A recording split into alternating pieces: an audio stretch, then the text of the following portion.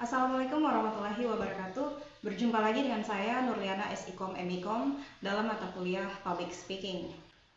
Ini adalah sesi pertama kita dalam mata kuliah Public Speaking.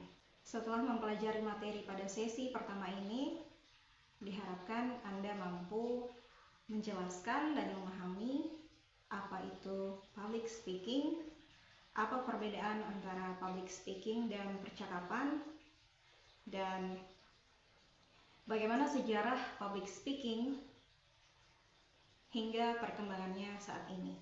Selain itu, Anda juga diharapkan dapat mengembangkan kepercayaan diri dalam public speaking. Selamat belajar. Wassalamualaikum warahmatullahi wabarakatuh. Tidak lupa saya tekankan kepada Anda sekalian untuk aktif dalam forum diskusi. Selamat belajar.